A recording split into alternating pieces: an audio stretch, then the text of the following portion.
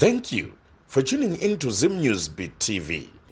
Zvinhu zvakaoma sei semwanasikana kunyanya ndo vane matambudziko ekuti panosangana magatherings ndofunga iko zvino tichangobuda mufestive season tichangobva kumaChristmas kumaNew Year kumaholidays vamwe vana havana kutokwanisa kuenda kumaholidays waya nekuda kwekutya hama dzakasiyana-siyana dzinenge dzichibva kunzvimbo dzakasiyana-siyana kuti panoungana vanhu panotanga kubvunzwa udzi kuona nhasi here nhaye vatete hamusati mamboya kumaintro nanhasi hamusati maroorwa chii chiri kunetsa zvinoita izifi mwana akasvika 25 26 kusvika pa30 years ari munhu wechidzimai waakutobvunzwa kuti ko chii chiri kumbonetsa vana tete vanotanga kunetsekana reka tinzwe kubva kuna Apostle Monalita nekuti nyaya dzese idzi sekutaura kwatinomboita kuti Apostle ndi marriage counselor zvakare vanombopinda zvakare munhau dzewanano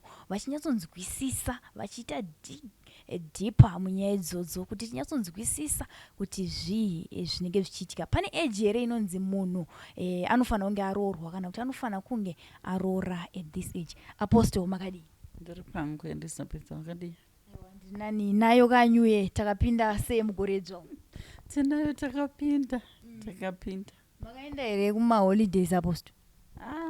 Handina ndinganyeba Mabasa amwa akawanda. Basa ranga rakawanda, madiasporans vanga vakawanda.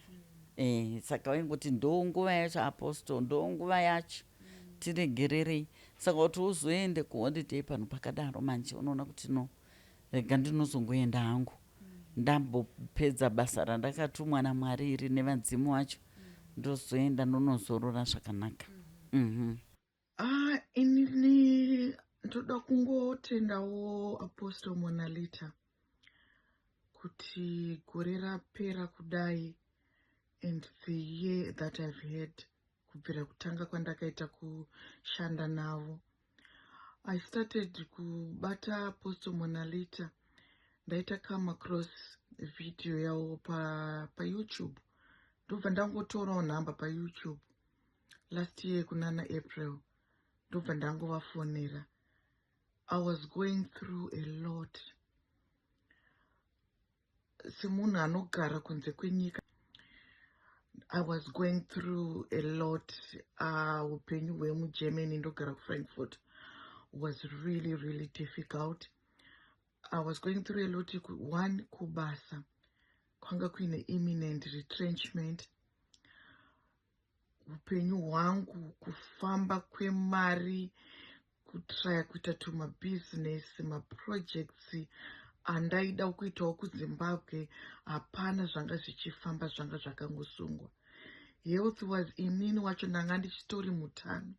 Ndaingonzwa kurwara, kupera simba, kuti unyatsobata kuti chandirwarisa ichi ndechipi, chiri kurwadza ndechipi, zvanga zvisina pawainyatsooti apa ndikurwara nechakati.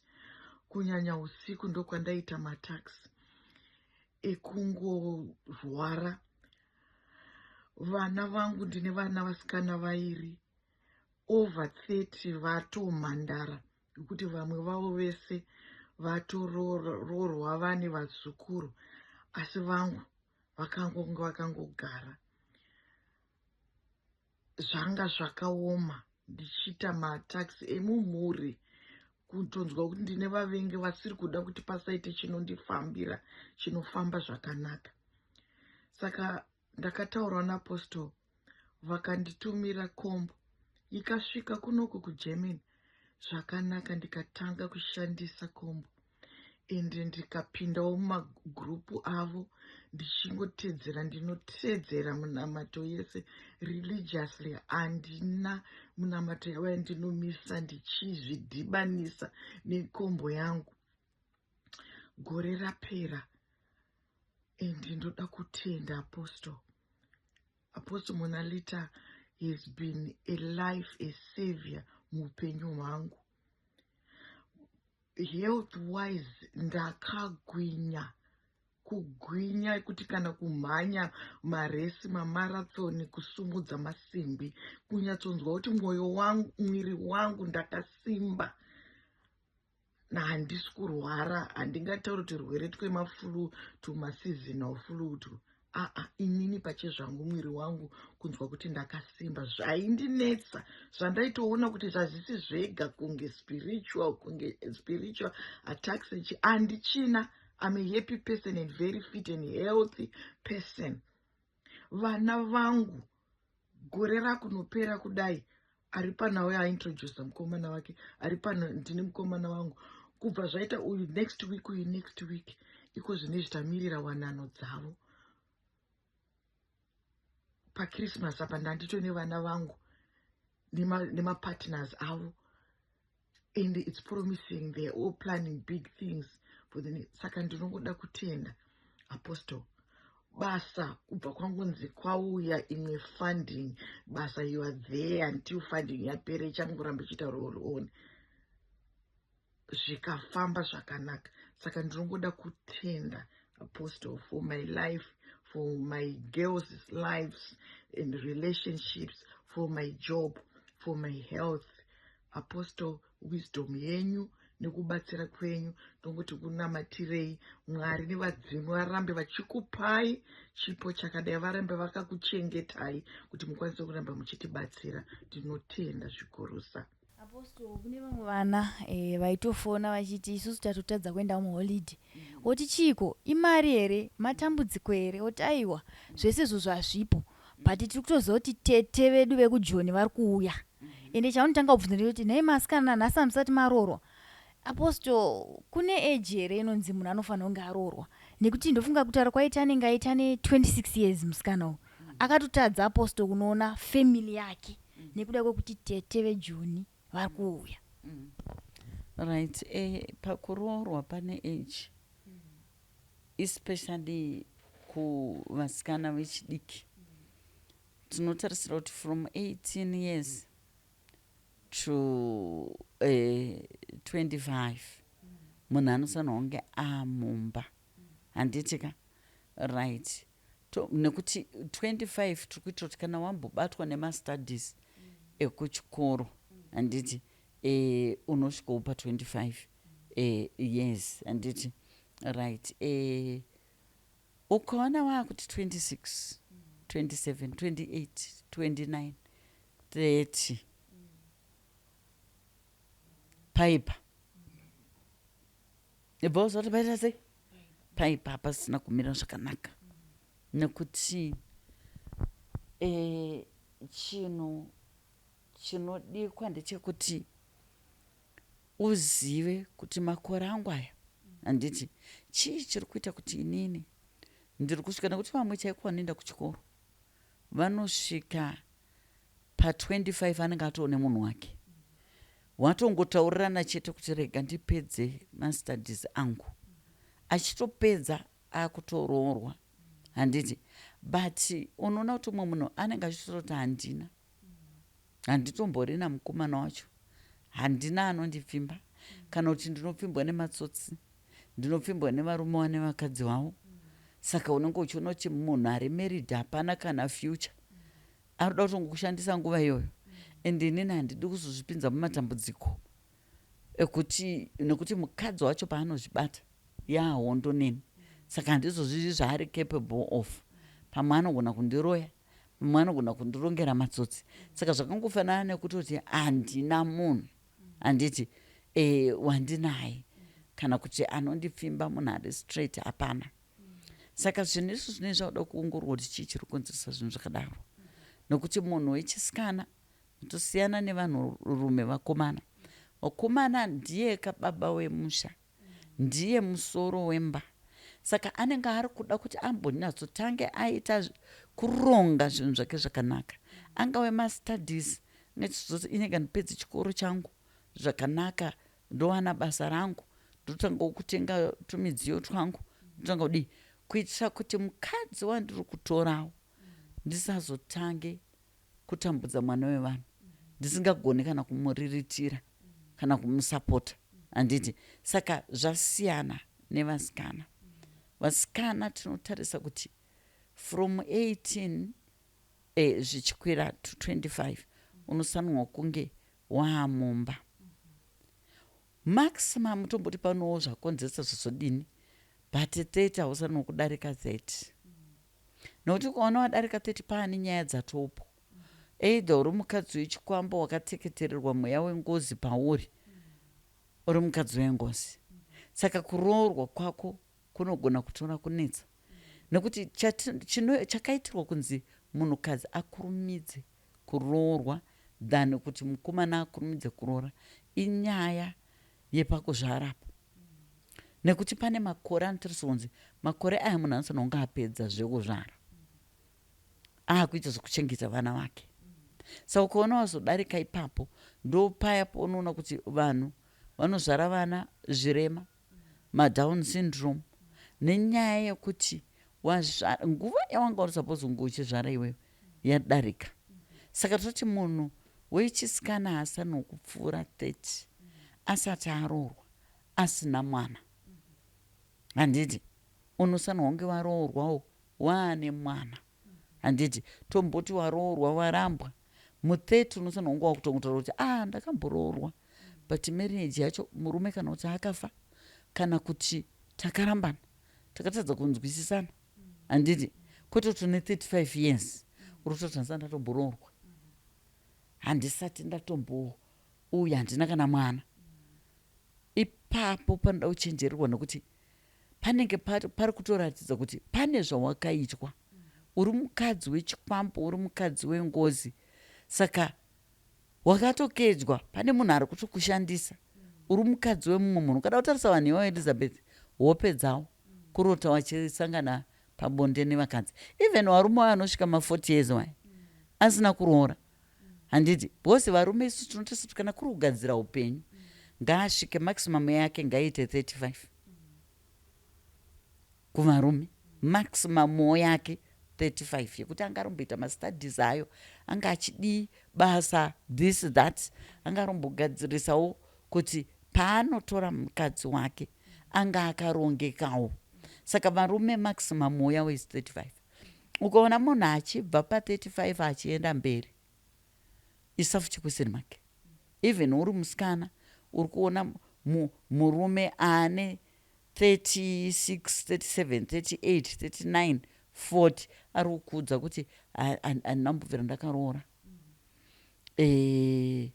handina kana mwana ibva waisa a very big question mark anenge ari murume wemumusha iyeye akatopiwa mukadzi wake wechikwambo kana wengozi saka haatomboroori chinhu munhu kunze kwokuti wafamba naye muchitofamba achitobatsirwa uchitonzwa zviri paari zvakonzeresa kuti asanga achinoroora panguva yakakodzera zvofanana nevakadzi ukangoona mukadzi asvika 35 okudza kuti handina mwana handina kumbobvira ndakaroorwa tiza neupenyu hwako mukadzi wechikwambo mukadzi wengozi saka unosanwa kuti nokuti pamakore waya munhu anosanwa kunge akutotaura kuti iwido kana kuti idivorcee handiti kwete kuti akuudze kuti handisati ndamboroorwa ini chiyongoti mheno handitombozivi pane nyaya hombe ipa hatisi kuti hedu vanhu vakadaro havarooreke asi unenge wakutozvipira kufamba naye nokuti zvinhu zvaakaiswa zvezvo zvinogona kukuvadza iwewe waakuda kumutora zvinogona kuparadza iwewe waakuda kuita sei kumutora saka unosanwa kuti ufambe naye mofamba chichi uchiona kuti mumaoko zviri kubatwa zviri kugadziriswa zviri kubatwa zviri kugadziriswa handiti uchizoti kuroora munhu ari free ari clean yes apostle karekta yemunhu inogona here kuti munhu asvike kumakore iwayo zvakare iye aine munhu waanenge achifambidzana naye zvinoitika futi izvozvo panyaya yekuti kune vamwe kuti anenge achiudza kana kuti achiaprochewa nevarume anotarisa kuti murume uyu anei handiti obva aona kuti pamwe murume uyo ari kufamba netsoka aona kuti murume uyo ari kufamba netsoka ari kutsvagawa nemota haasi kufunga kuti aiwa mota tinogona kuzoita tiri pamwe chete ina handiti handitori na mota yacho saka tinogona kuzoita taapamwe chete tichinamata tichidi zvinhu zvinofamba handiti. Saka anomhanya kutarisa kuti anei ari kutofamba netsoka but anga ari gudhu zvake but ari kufamba netsoka. Saka ina handidi murume anofamba netsoka. Saka chinoitika ndechekuti makore ari kutofamba pamwe ndiye wako wacho wawapiwai ari kufamba netsoka handiti. Uri kutsvaga uri kumhanyira vaivai vane mota vaivai vanogona kunge ari matsotsi handiti. Wonyengedzwa musi uyo wobvaona zvapera. Saka kune vanhu vari kutosvika kana ari kuzovhunduka atoona kuti atoone 35 aane 40 haasati apinda mumba akuchida manje zvino kuda kuti ndo vanhu vamuri kuona vaya vanoekita chaizvo kumasocial media uko handiti, kuzama kutsvaga kuti pamwe ndingawane murume handiti. But varume wacho wangwara futi Elizabeth anoona kuti imarketing strategy iri kuitwa iyi handiti. Munhu ari kutsvaga, munhu apererwa, munhu atori desperate handiti. Saka inyaya yekuti kudyiwa nenguva handiti. Zvinofanana nekuti uri single mother pamwe wakambopinda mumba imba yakaramba handiti. Kana kuti murume akafa, chirega kuparidzira vamwe kuti takambomupinda mudzipo iwe nguva iri kutofamba pouchazoti pepu Elizabeth. Varipo vanhu vari kundiudza chokwadi chakuti apostoka ini ndakanga ndatombozudza kuti ndaitoudza vanhu kuti zvigarire wega pandauzoona kuti kugara wega kwakaipa. Unodawo muwaraidzi wako, unodawo shamwari yako handiti, munhu unenge uchishiya naye every day handiti. Saka munhu atanga kuti pepa aane 36 years, aane 37, aane 38, aane 39, 40 akuchitanga manje kuti ndakanda kuda kuti dai mandibatsirawo apostoli ndawanawo murume wokupinda naye mumba. Bhosi ukapengereka unenge uchiona matsotsi aya anenge achitida kumuchepesa handiti. Muri kuzona ndamuchepesa we ada kuzviona stiriki. Saka anokunyengedza wobvuma ofunga ndawana handiti. Munhu ongopedza zvaari kutoda kuchiita newe obva akusiya. Ndosa muzoona kuti vazhinji vacho anenge ane kamwana wanike kumitiswa, kamwana wanike kumitiswa otu wekumitiswa vane madifferent fathers. Nenyaya iyoyo anenge asangana chete nemunhu ada kumuchepesa chete, da kumugadza mudhishi, ada kuzviona stiriki.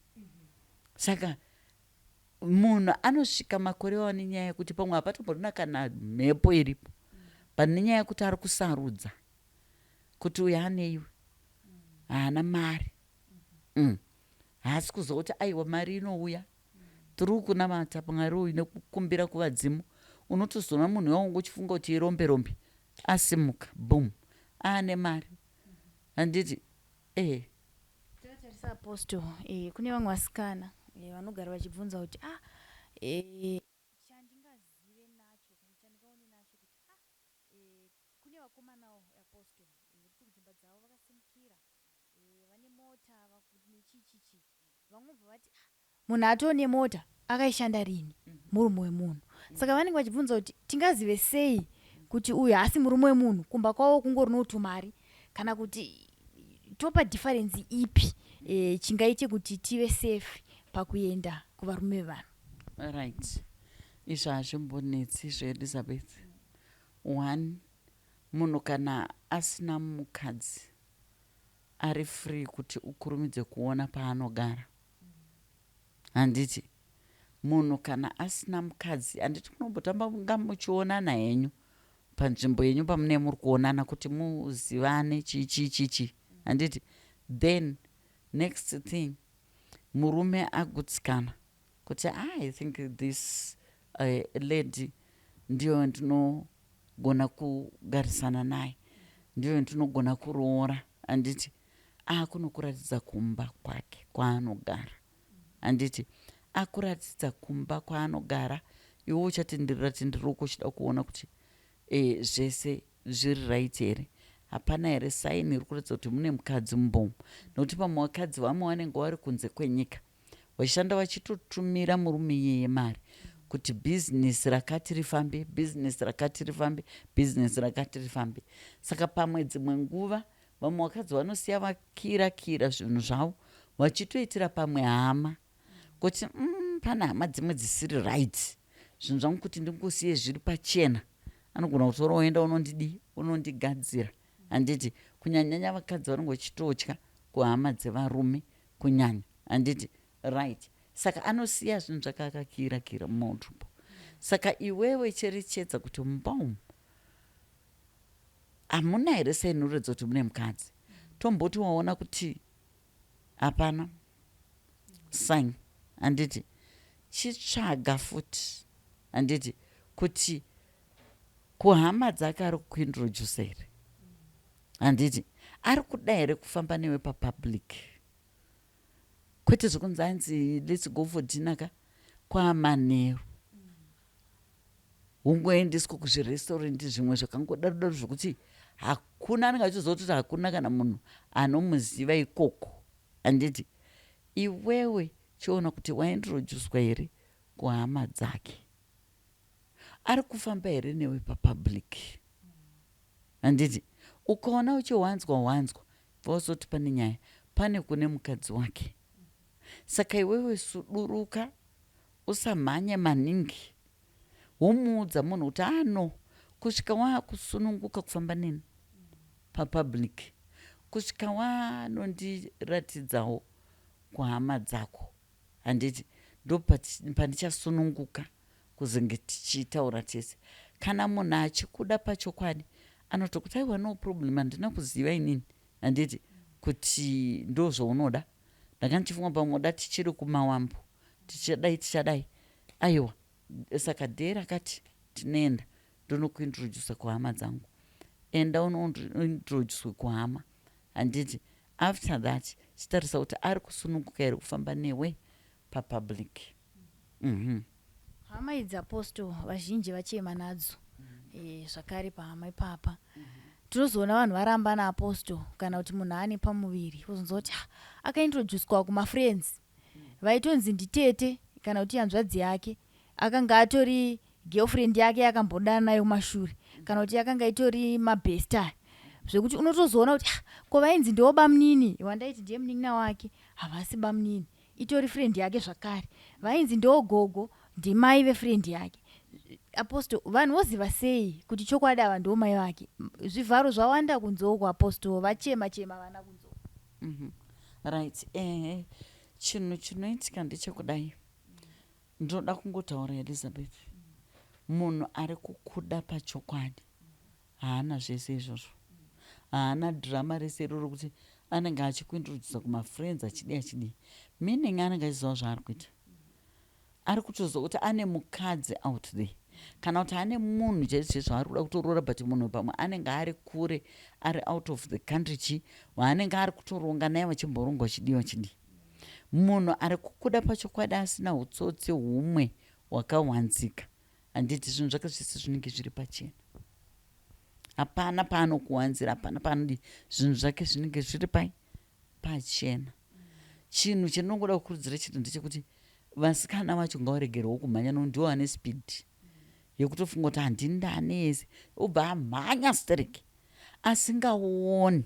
Ndoda kutesta mukomana, ndoda kumbomuti zvakati, ndoda kuona kuti anoita sei, bcause ndoda kuona chokwadi chokuti haana mukadzi here, handiti. Saka vanomhanya vasikana vacho, speed ndo inonetsa. Vanomhanya, munhu unofamba pichana,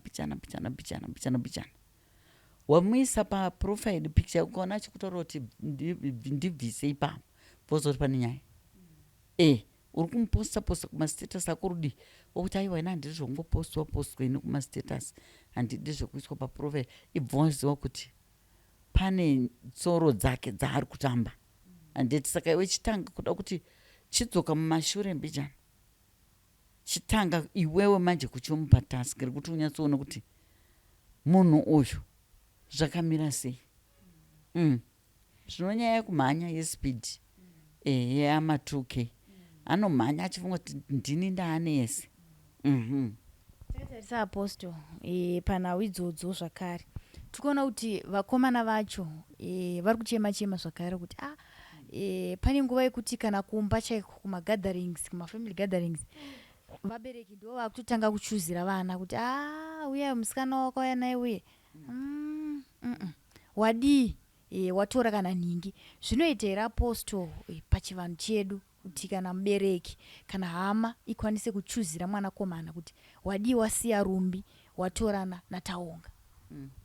Hama dzinozviita asi hutsinye, nokuti iwewo uri kudaro wako waunaye wakatsvagirwa here, kana kuti makawanana mega ukaita choisi yako yekuti munhu uyu ndamuda. Hutsinye chete hunenge huri mukati mevanhu, Elizabeth, hapana chimwe. Yes, hutsinye ihwohwo.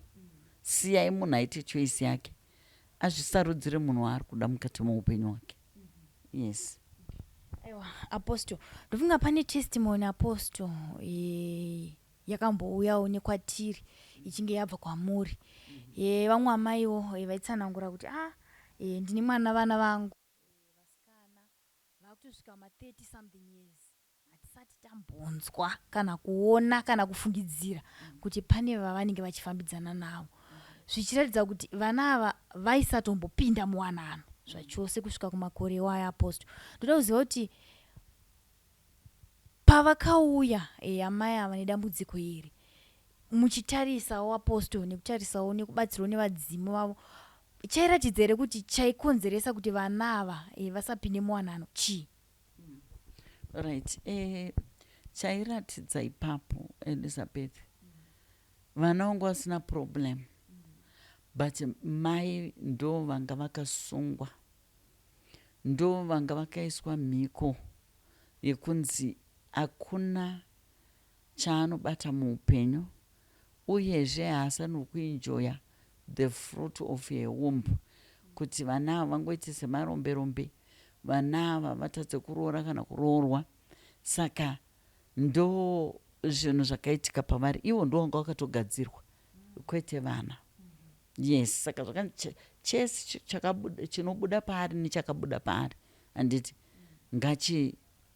ngachiparare, ngachishaye zvibereko zvakanaka. Saka ndo zvavakaitwa izvo. Saka ivo pakusunungurwa kwavo tichivasunungura, vachingosunungurwa, vana ndo kusunungurwa kwavakaitwa. Yes. Asi apostle, zvinobatana here sekuti madzinza anenge asiyana, toziva kuti vamwe vanobva vati dzinza rekwababa ndo rakasimba when it comes kuvana. Tingati here kusungwa kunenge kwaita amai kana kuti kuroyiwa kwakaita amai nekudzinza kwavo zvinobata zvakare vana? Right. Madzinza kana vanhu varoorana anobatana kuita chinhu chimwe chete, handiti? Right. Dzinza rekwamai rinogona rakatosimba kuchengetedza mhuri than rekwababa, depending nekuti midzimu yekwamai yakasimba sei, yekwababa yakasimba sei. Umwe unogona kunge uri wiki wotoona kuti mhuri inopera, handiti? Saka mudzimu wekwamai unogona kutovhumbamira mhuri nekuichengetedza nekuirwira, handiti? Saka nyaya inoitika ndeyekuti midzimu yekwamai yekwababa, kana iwe samai uri kugeza vana vako unoda kuti vasunungurwe, unongonyora mazita avo, handiti?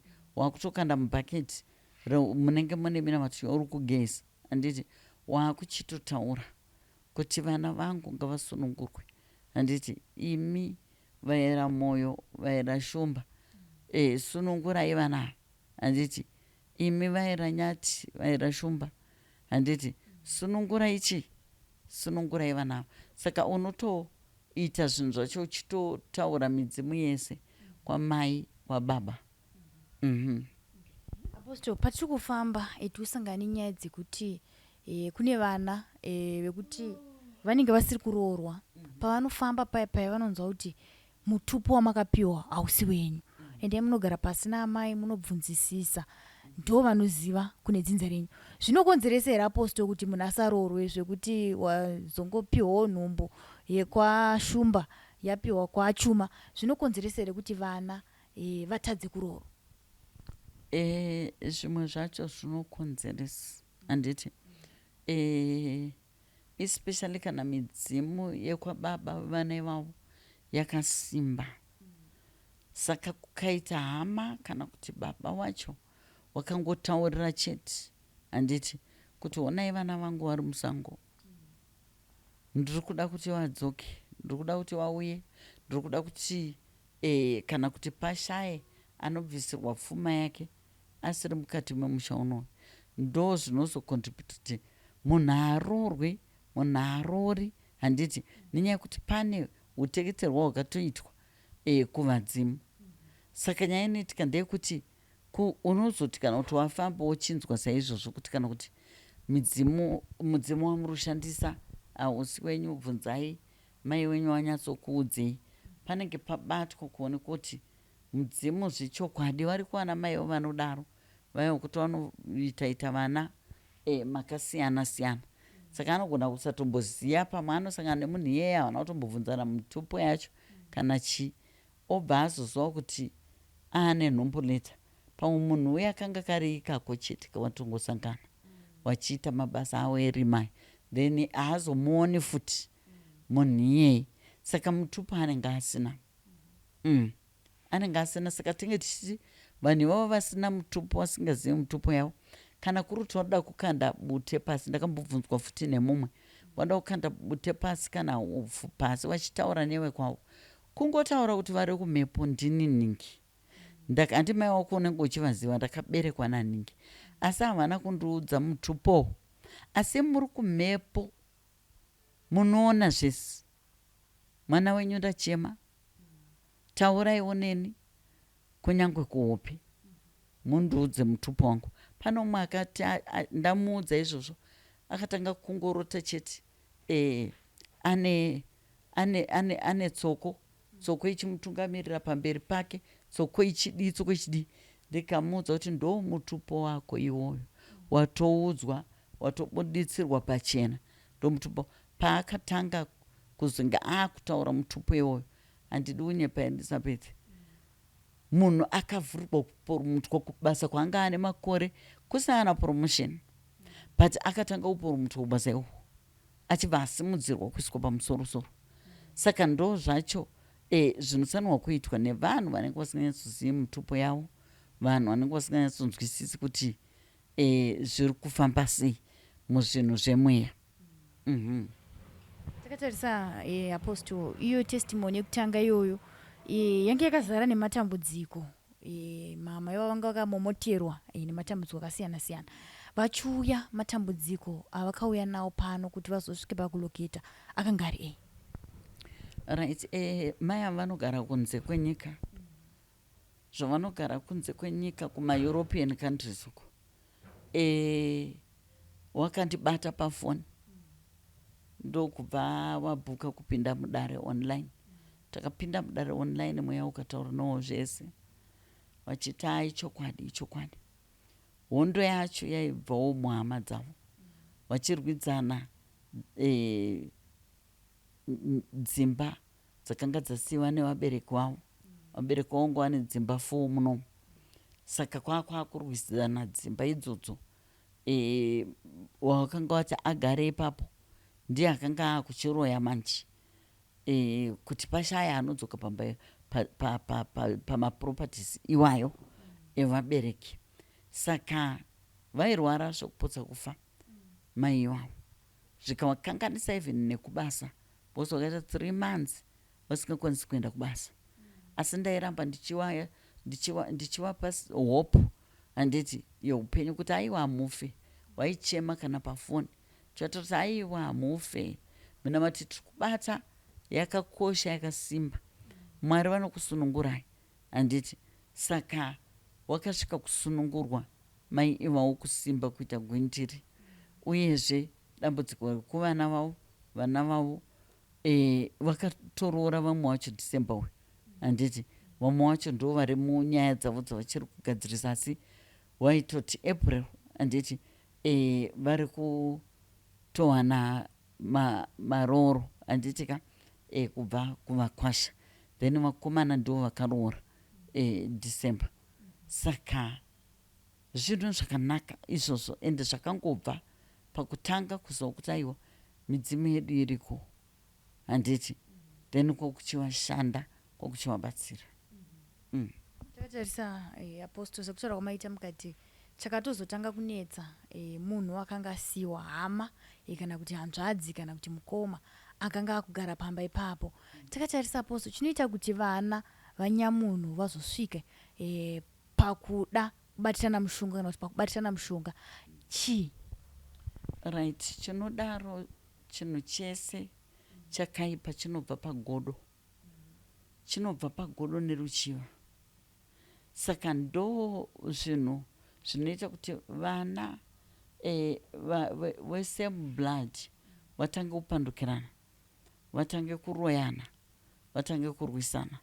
Inyaya iyoyo zvinenge zvichibva ipapo pagodo, paruchiva. Dai zvanga zviri zvangu, dai zvanga zviri zvangu, handiti. Ende dhevha anenge achifamba newe dzaautswa kuti akushamisira, handiti. Waakutoona unga anoshamisira, iye asiri kushamisira zvachose. Saka zvinhu izvozvo zvinhu zvokuti zvinenge zvichida kuti iwe munhu pachako, iwe munhu anoramba mweya weruchiva, mweya wegodo, chisi chako hachisi chako, handiti. Regera vari kushanda vazvishandire mari dzavo, iwewe tsvagowo zvekuita, ushande usvikewo palevhel ine hama yako iyoyo than kuivenga zvekusvika pakuisa poison. Takatarisa saka ukama hwevanhu ava apostle iko zvino hwamira papi? Right, vanhu ava havasi kuona navo, havasati vakuonana zvachose, hapana ukama uripo. Yes. Saka apostle, panogadziriswa sei vana vanyamunhu vanetsana ende zvichida zvizhinji zvacho zvinenge zviri zvekupumana kana kunangana uroyi kana kubatirana mishonga, zvinogadziriswa sei kuti patinozoendawo kunhamo kana kumafamily gatherings titarisane sevana vanyamunhu? Right, zvinogadziriswa through kubata munamato. Iwewo wacho ndiwo unobata munamato yekuti mhepo inenge iri pamwana wamai wako kana kuti vana vamai wako igone kutaramuka, handiti. Saka iwe ndiwo unotozviita nemazita avo uchiita matara acho, handiti. Unozongoona maakutaura mese. Hatizivi apostle kana mine mamwe matestimony aminawo takatarisana nenhau idzodzi dzevanhu vari kunzi vari kunonoka kuroorwa kana kuti varume vanozopepuka vakuma50 kuti ndichiri jaya, kuti uchiri jaya, zvimwe vacho zvinenge zvisabvumike manje, kana kuti havasati varoorwa ava, vamwe vacho vanotanga mazita akachinja, vanotanga vari brother wozopedzisira unzi sekuru. Hamuna here mamwe matestimony apostle ekuti iko zvino vanhu ivavo vatoone mhuri dzavo vatorarama upenyu hwekuti kuti kodai nguva yese akanga afambira nyaya idzi zvingadai atone vana vakumauniversities? Variko vakawanda Elizabeth, vane matambudziko akadaro, vari kuuya vachisikosunungurwa, wotoona munhu akutopa testimony yake, handiti. Saka hachisi chinhu chekuti chinonetsa maningi kana kudii, chinongoda mwoyo wako iwewe, zvavadhisaidhi zvavafunga ipapo kuti ubatsirike. Pane here apostle wamuri kurangarira wamunonga kuti uyu testimony yake kana nanhasi ndikaifunga ndinongoona kubata kwaMwari? Wakawanda Elizabeth, wakawandisa vanhu kuti unoti Mwari munotigonera nguva dzose. Wariko wakawanda, handikwanisi kuvamenshena, wakawandisa. Takatarisa apostle, pane vanhu vekuti vanonga vachitobvunza kuti ndiri kuona sei kana kuti ndinoona sei kuti munhu wandiri kufambidzana naye munhu wekuti ari kuda kungofambisa nguva kana kuti ari kundiita kaspewewo, ane munhu wake chai chai. Right, zvinoitika izvozvo Elizabeth, asi iwewo munhu wega pachako ndiwo unosanwa kuona apa ndiri kushandiswa, handiti. Apa ndiri kushandiswa, unogona kutoona nekuita kwemunhu, handiti. Tahana chaanoda kubatsira nacho, handiti. Wati warwara unobudisa mari yako, handiti. Asi handisi kutaurira munhu asina. Pane zvimwe zvokuti unotoziva kuti iwewo wacho warwara ka ndiwo utori nayo mari yacho handiti then uyo haatorina handiti nofanira nokuti murume wako akarwara Elizabeth iwe ndiwo une mari yaana panguva iyoyo ungaregerere kumuendesa kwadokta kana kuchipatara unomuendesa handiti saka izvozvo ndezvokuti iwewe pane rudo kuita zvinhu murudo mekuti utozototi aiwa apa ndiri kubatsira mumwe wangu just because haana pozoita pamwe pokuti unenge utozototi munhu udanana naiwe ane mari anowana handiti then unombudza ndarwara anobva atoti okay uzondi update kuti dokta ati chii obva atokata foni yake pamwe wotokudzimira foni pouchada kuzofona waakwadokta ikoko foni yemunhu haichapindi handiti waakubuditsa kamari kako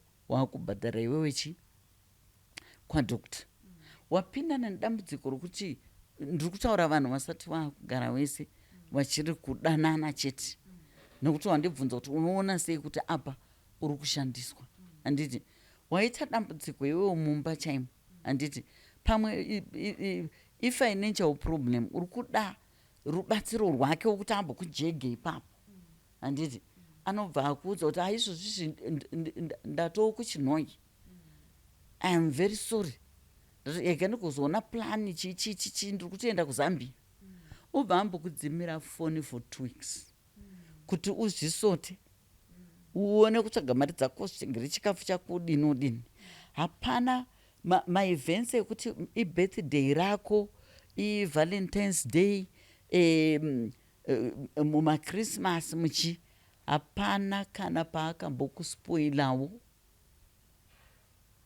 ziva kuti uri kushandiswa une mashandisirwo uri kuitwa ekuti kana kuti iye ndiye anokwanisa kuti ndipo $100 iwobva wabudisa wobva wapa ndipo $200 iwobva wabudisa wobva wapa but murume iye haasi tambokupa kana sendi asi uchitozwa kuti ane mari anongozosvika kunyeperesa akaunti yangu bank akaunti yangu hachi system iri down ndanoda kutora mari ndanodi iwe ndiwobudisa mari ita hauna handiti ita hauna bhozi unenge watoona kuti uri kushandiswa nokuti munhu uyo anayo mari saka kurumidza kusuduruka kuti kuramba uchingoshingirira nofanana neimwe mukadzi wokenya young lady aruma I think ma 26 25 years she's a nurse by profession akaroorwa napastor asi akanga atona mared flags akawanda pana pasei pane vakadzi vaikwanisa kutomutaurirawo muchichimomo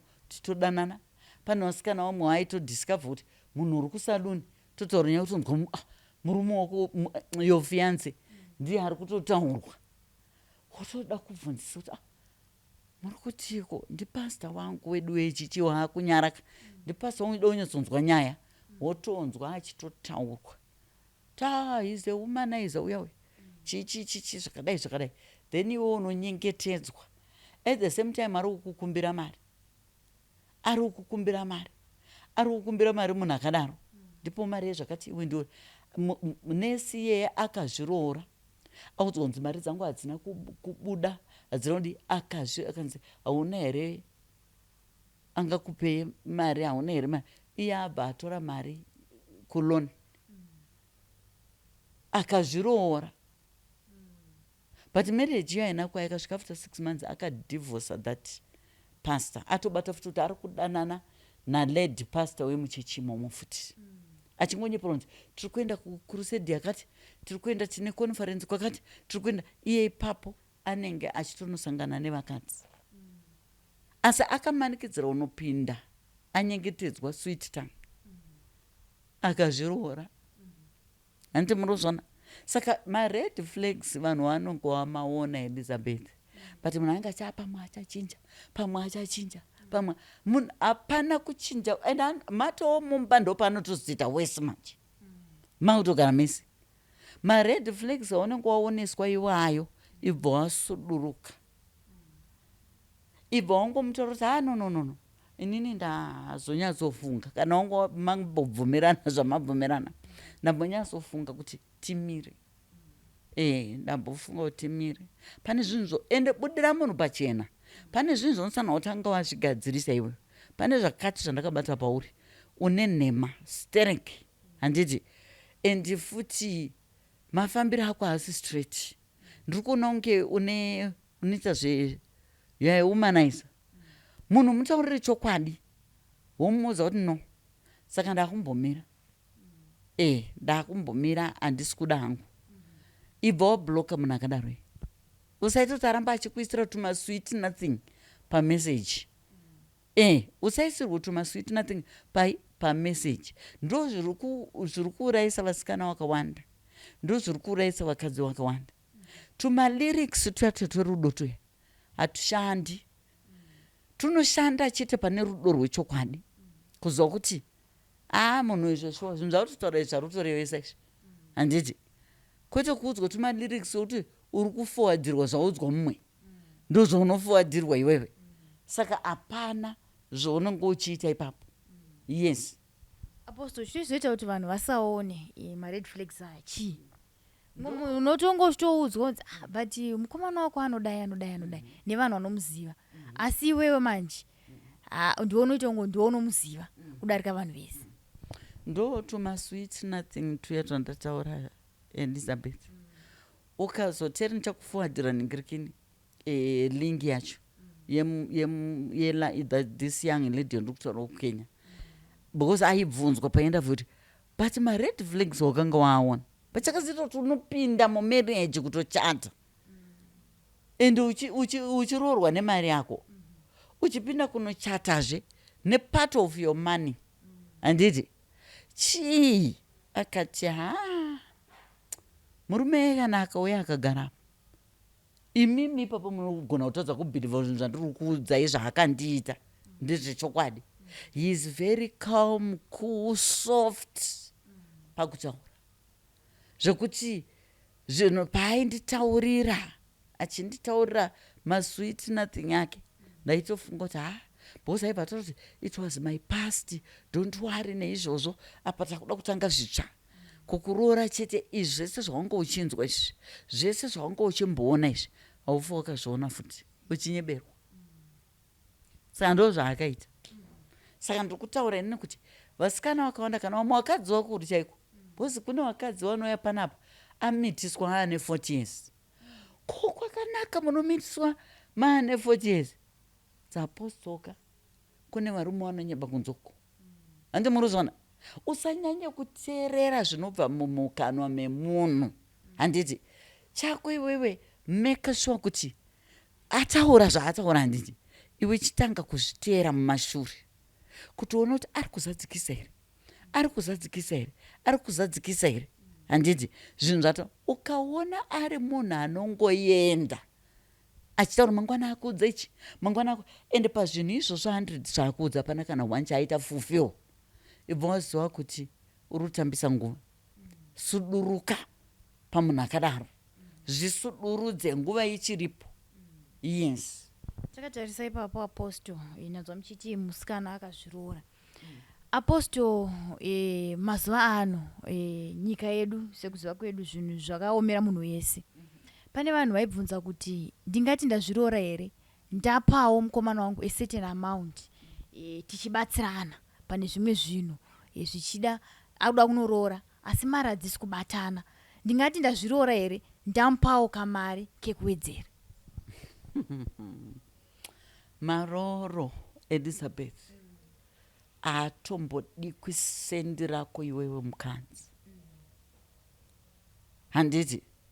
Haatombodi kuchi sendi rako mukadzi pakunobvisirwa maroro. Murume ndiye anofanirwa kuzviratidza kuti ndada mukadzi wangu. Handiti. Saka ndiye anofanirwa kusacrifice for that. In the Bible chaiko vaitoshandira mukadzi waari kuda for some years kusvika zvanzi zvakwana zvaringana. Handiti. Chitora mukadzi wongo uchishandira. Handitika. Right. Zvinhu zvinopa chiremerera kumurume. Handiti. Uyezve zvinhu zvinopa chiremerera kwauri mukadzi kuti waroorwa and you feel proud kuti zveshuwa murume wangu akandibvisira. Handiti. akandiroora kuratidza rudo ende nekuchivanhu chedu zvakare zvinhu zvokuti hazviite kuti mukadzi unokontributa pakuzviroora kana kutopa murume mari yebhizinesi iwe kuti tomboti mukomana wokuruzoti haana mari yokuti anokuroore but iwe une mari uri kuenda kubasa chichi handiti saka iwewo hautombobvumidzi kuti unotora mari yako iwewe Elizabeth wopa mukomana wokuti chitanga bhizinesi then kana watanga bhizinesi iwewe wochiwana mari yekuzonorora but wondidzorera mari yangu hazvitombodikwi izvozvo unenge wazviroora futi nekuti sosi yaawana mari nayo ndiwe wamupa saka anotosanwa kutopiwa kana nehama dzake kana neshamwari mari yekutanga bhizinesi kuti akwanise kuti azowane mari yekuroora odzorera mari yaapiwa nehama dzake kana neshamwari dzake handiti chinhu chinobatsiranwa pamuchato Elizabeth muchato wawenyu mese muruda kuchata handiti munobatsirana zvenyu that is kana murume wako adaro murume wako akatiwa ndafunga kuti pane chakati ndibatsirowo handiti pane chakati ndibatsirowo ndo pamungabatsirana especially maybe kuzvinhu zvechikafu murume anogona chindibatsirawo kuzvinhu zvechikafu but zvimwe zvese ndiri kukavha handiti muri kuona munobatsirana kana kuti iwe unongoisa mari yako murume anogona kungokuti une mari umwe wangu iwe uchitaura mari yaunayo nokuti munenge matanga madhirafta kuti muchato wemuruda ndewe mari handiti zvamuri kuda kuita ndezvemari then pamwe murume ndiye anobvisa 3/4 of the what handiti iwe uchizobvisawo saka ndo zvacho izvozvo zvinoitwa pakuzviroora kwete vakadzi ngatiwei proud of ourselves kungoziva ngatichengetedzei futi chivanhu chedu ngoziva kuti hauna kana 2 cents rakupa mari yemarooro inosanwa kupinda ipapo ndokuti zvinhu zvenyu zvifambe zvakanaka zvinozokupandukirai futi pane matambudziko tarisai vanhu vari kuzviroora makamboona michato yacho ichienda kure zvinopera semoto ichi wemapepa nokuti midzimu inenge yatotsamwa tapana zvamaita handiti yes takatarisa apostle ipapo panhau idzodzo pane vamwe vasikana vanobvunza kuti mukomana wangu anotogara achindudza kuti tikasarara tese hapana kwatiri kuenda tingati here rudo ibonde apostle aiwa rudo harusi bonde asi mazuva ano vanhu vakutongoita chii bonde racho handiti but iwewe tanga watarisa semusikana kuti hauzorari here nevakomana kana kuti nevarume vakawanda handiti nenyaya yekuti munhu ari kuti ngatitange tatiita bonde ndokuti ndizoroora iwe chitarisa kuti munhu uyu masvika palevel ipi murelationship yenyu handiti zvakukodzera here kuti munge muchisangana pabonde handiti nokuti pane zvimwe zvokungoti zvinenge zvisina basa handiti wakutongoona kuti aiwo munhu ka atoo murume wangu handiti munhu atoo murume wangu saka handisi kuda kuti ndizorambe ndakaomesa zvinhu handiti ndichingoti chakati especially kumasingle ladies hapana chaunenge uchamboda kuomesa hako kuda kuti chichi nekuti wakatobveko handiti saka hapana chichashamisira ipapo chekuti waona munhu wako chaizvo ende wagotsikana kuti munhu uyu ndiye munhu wangu chaizvo chaizvo handiti vazhinji vari kungozopinda zvavo munonzi muchi mukutozonobvisirwa vanenge vakutosangana pabonde kudaro but tanga waona kuti munhu uyu ndiye here munhu wako zveshuwa ende maapa stage ipi mukuronga zvekuroorana kwenyu zvine mastages bozi vamwe vaibva vatika kungonetsana kadika mubva vatoti watanga ka zvinhu zvacho ngatibva tangosiyana nazvo kune vanhu apostle vanochema nekuti tikangonetsana musikana wangu anobva ati kuti adii tangozviregera kungonetsana kadiki ongoti kuti adii tangorambana vanobvunza kuti panenge paine future here kana kuti mangwana acho pane here kwatinenge tichienda aiwa hapana unogara wakadzinganisana nemunhu uchingomuteera kumba kwavo uchimuteera mahama dzake uchiita sei saka munhu akadaro anenge asati aready for marriage, anenge asati aready kuti anzi mai wemba. Saka unosanwa kutombozvibva watongozvisiya ipapo.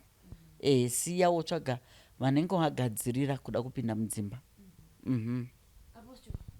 Handizive kana mine mashoko ekupedzisira takatarisana nama2K kunyanya ndo vana kana kuti ndo generation yangu yanetsikana nenyaya dzema-relationships nenyaya dzema-marriages. Kungodai kungobva kumaroro 2 days 3 days vakutonzi vasingo.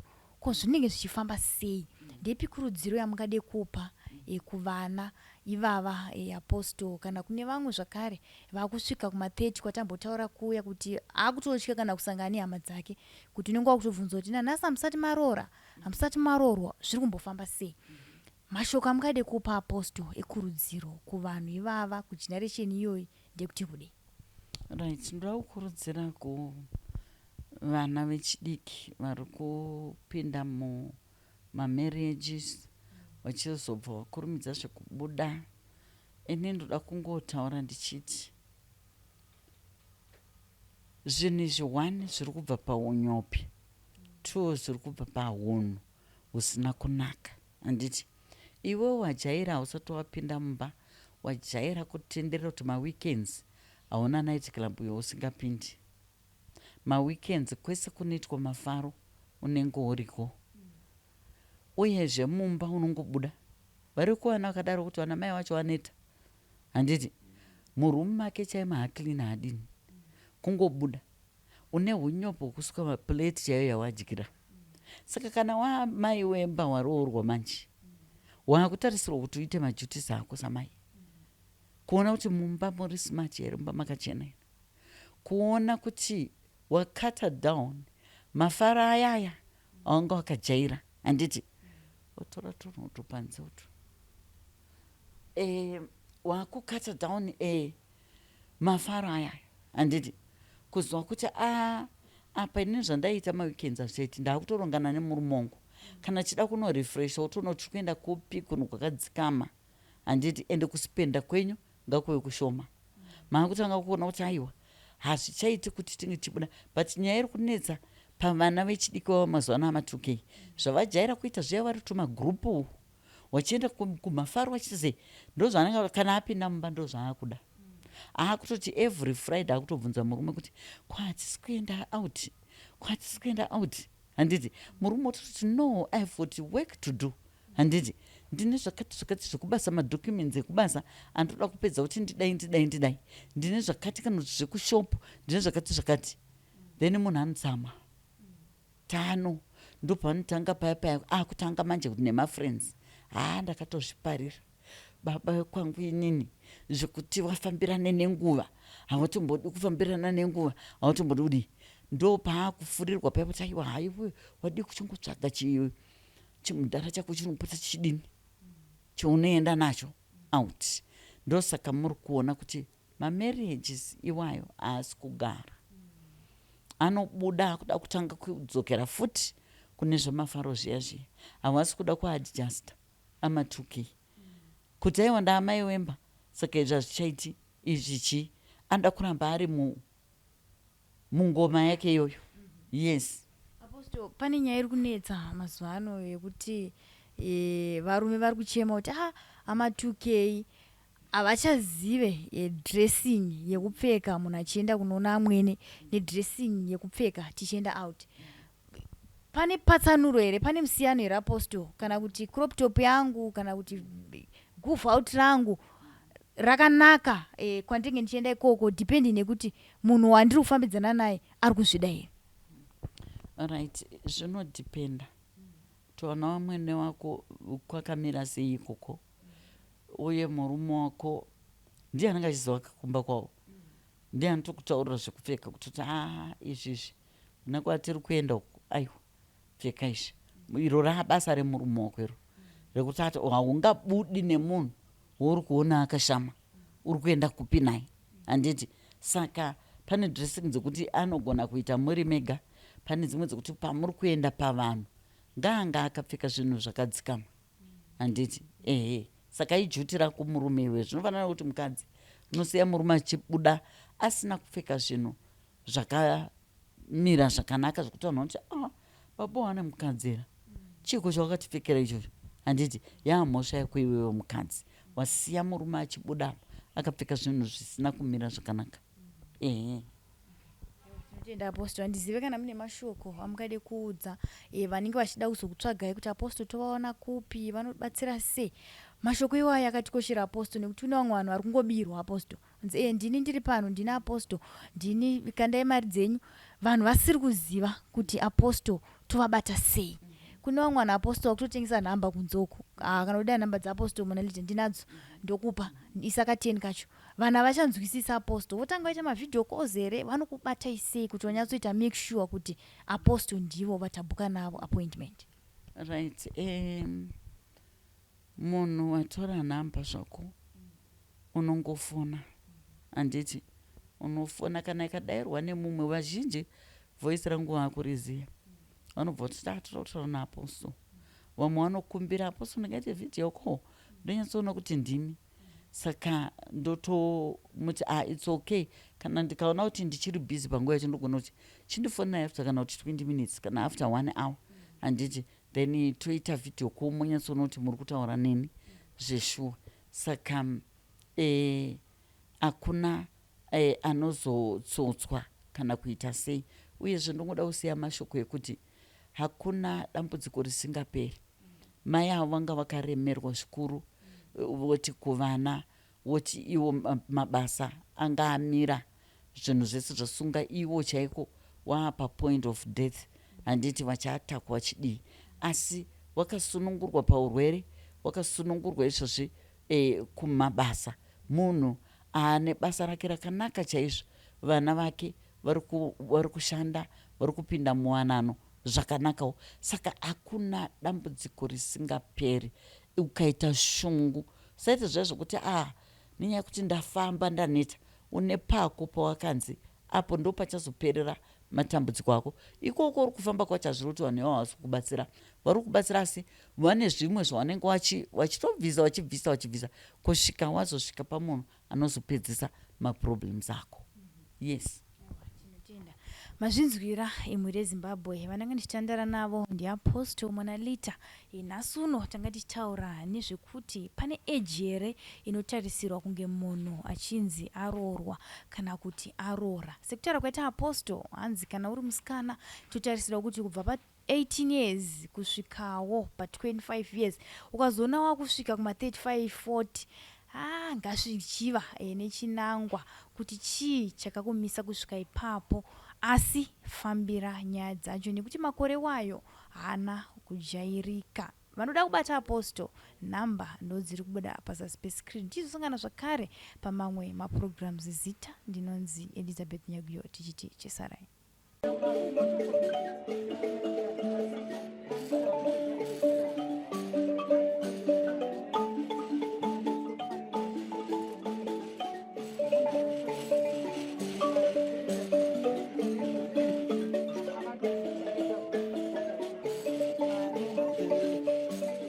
Thank you for tuning in to Zim News Beat TV.